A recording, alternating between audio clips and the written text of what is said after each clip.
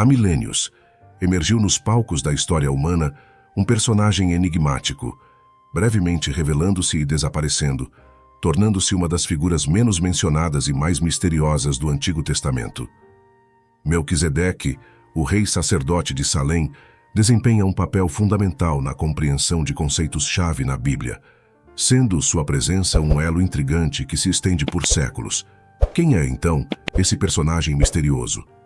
Em hebraico, seu nome proclama Rei da Justiça, e meu rei é justo. Sua primeira menção remonta a cerca de 2 milênios antes de Cristo. Uma segunda aparição ocorre cerca de 1 milênio antes do nascimento de Jesus, e a terceira surge na segunda metade do primeiro século, após o advento de Jesus. Abraão e Melquisedeque, aliados em uma batalha épica contra 5 reis governantes dos territórios próximos ao Mar Morto, testemunharam uma vitória que ressoa através dos séculos. Os 4 reis vitoriosos saquearam Sodoma e Gomorra, mas Abraão, em uma busca destemida, resgatou seu sobrinho Lote, derrotando os inimigos até o norte de Damasco. Ao retornar triunfante, Abraão foi abordado pelo rei de Sodoma, que tentou recompensá-lo com riquezas. No entanto, recusando qualquer parte do saque, Abraão afirmou que somente Deus merecia crédito por seu sucesso. Contudo, diante de Melquisedeque, Abraão aceitou pão e vinho, recebendo uma bênção do Deus Altíssimo, Criador dos céus e da terra. Melquisedeque, rei de Salém, antiga Jerusalém, uniu a função sacerdotal à autoridade civil.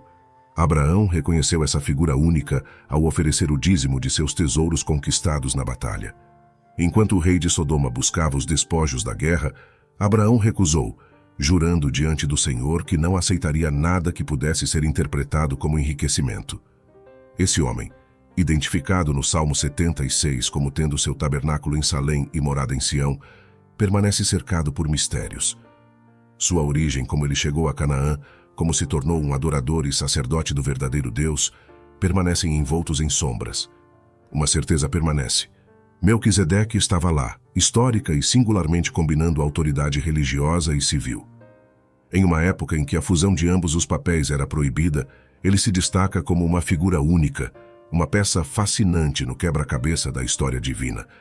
Nas crônicas antigas, entre os versículos 16 e 23, Melquisedeque emerge como o sacerdote do Deus Altíssimo, venerando o Supremo Ser, sem vínculos conhecidos com Abraão ou qualquer povo do convênio divino. Este personagem enigmático transcende as fronteiras da compreensão, abençoando tanto Abraão quanto a Deus, uma figura vital no intricado tecido do Antigo Testamento. Apesar de sua obscuridade, Melquisedeque desempenha um papel crucial. Especulações sobre sua identidade variam desde ser o filho de Noé até um anjo, ou até mesmo um Adão não caído enviado para testemunhar a obra de redenção de Deus. No entanto, as bases bíblicas para essas teorias são escassas, deixando sua identidade em um intrigante limbo. Contudo, estudiosos há muito tempo apontam Melquisedeque como uma notável tipificação de Jesus. Em um gesto quase competitivo de bênçãos mútuas entre Abraão e Melquisedeque, ambos oferecem recursos ao outro, um ato que sugere uma comunidade de crentes abençoando-se mutuamente. As especulações persistem sobre se Melquisedeque foi um anjo administrador do julgamento ou um mero adorador comum do verdadeiro Deus. No entanto, o rei Davi, em um salmo escrito 1 milênio após Abraão, retrata seu senhor como um rei sacerdote, ecoando a ordem de Melquisedeque. Este sacerdócio distinto não apenas se destaca pela sua eternidade, mas também pela ausência de genealogia, desafiando as normas sacerdotais estabelecidas por Deus para a linhagem de Arão.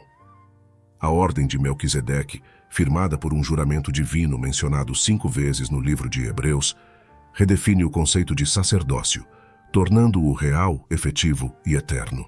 A singularidade desse sacerdócio ressoa na promessa de que o Messias, em seu reino, unirá as funções ilustres de rei e sacerdote, uma combinação extraordinária que desafia as tradicionais separações entre religião e governo. Em um mundo onde tal harmonia é ansiada, mas raramente conhecida, Melquisedeque se destaca como uma figura fascinante e misteriosa, cujo significado transcende os limites do tempo e da compreensão humana. No misterioso livro de Levítico, o sacerdócio de um personagem enigmático, Melquisedeque, é revelado como uma nomeação soberana de Deus. Diferente dos sacerdotes levitas, seu cargo não foi herdado, não tem início ou fim, e sua linhagem não é traçada, tornando-o superior em todos esses aspectos. Melquisedeque, o protótipo de Jesus, transcende a limitação de linhagem, sendo da tribo de Judá, não de Levi. Seu sacerdócio é estabelecido pelo decreto soberano e eterno de Deus, e sua vida interminável garante que seu sacerdócio seja perpétuo. Ele não é apenas um sacerdote, mas também um rei, incorporando os títulos de Rei da Justiça e Rei da Paz. O autor de Hebreus, único no Novo Testamento a explorar os princípios do sacerdócio de Cristo, destaca a posição única do Messias como rei e sacerdote. Cristo, sentado à direita de Deus, intercede como sacerdote, purificando seu povo de seus pecados.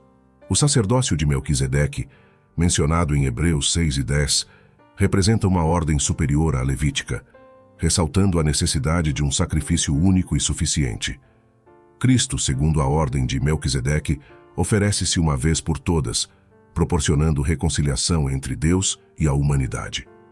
Melquisedeque, rei de Salém e sacerdote do Deus Altíssimo, surge como um rei de justiça e paz, governando sem genealogia. Seu encontro com Abraão é marcado pela bênção e pelo recebimento do dízimo. Sem ascendência levítica, Melquisedeque abençoa Abraão, aquele que detinha as promessas de Deus. Assim, no esplendor da narrativa bíblica, Melquisedeque brilha como um ser extraordinário, cujo sacerdócio, além de transcender linhagens, ecoa eternamente como uma ordem superior e única, revelando-se um capítulo fascinante e empolgante da história divina. No grandioso palco do sacerdócio, emerge uma diferença marcante entre o levítico e o extraordinário Melquisedeque. Enquanto os levitas recebem dízimos sujeitos à morte, Melquisedeque os recebe como alguém testemunhado a viver perpetuamente. Levi, o patriarca sacerdotal, paga dízimos através de Abraão, demonstrando que Melquisedeque transcende linhagens e temporalidades. A pergunta ardente surge: por que a necessidade de um sacerdote à semelhança de Melquisedeque, não nomeado conforme a ordem de Arão? A resposta ressoa na mudança de sacerdócio e na consequente mudança na lei, pois aquele de quem estas coisas são ditas não pertence à linhagem levítica, mas a uma tribo diferente, a tribo de Judá, de onde surge nosso Senhor, um sacerdote para sempre, segundo a ordem de Melquisedeque. O texto pulsante de Hebreus 7 fala da superioridade do sacerdócio melquisedequiano sobre o levítico. Este sacerdócio não é baseado em uma ascendência física, mas no poder de uma vida indestrutível e eterna.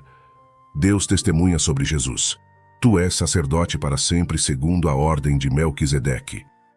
Uma antiga ordenança, fraca e inútil, é cancelada em favor de uma esperança melhor introduzida por Jesus, agora nosso sumo sacerdote eterno.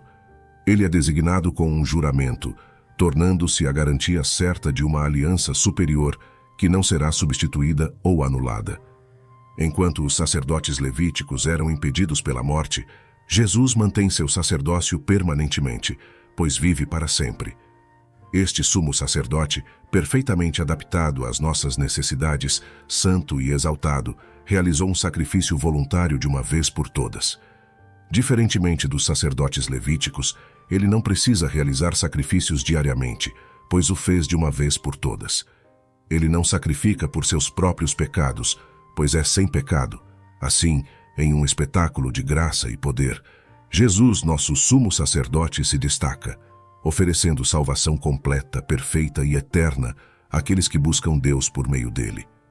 Seu sacrifício voluntário ecoa como uma melodia única na sinfonia da redenção, distinto e sublime, mostrando que ele é verdadeiramente o sumo sacerdote que transcende todos os limites impostos pelos sacerdotes anteriores.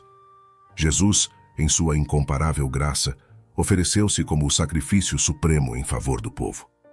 Sua graça transcende toda a lei, desafiando os limites estabelecidos pelos sacerdotes imperfeitos que, pela fraqueza e falha, realizavam rituais santificados apenas pela lei.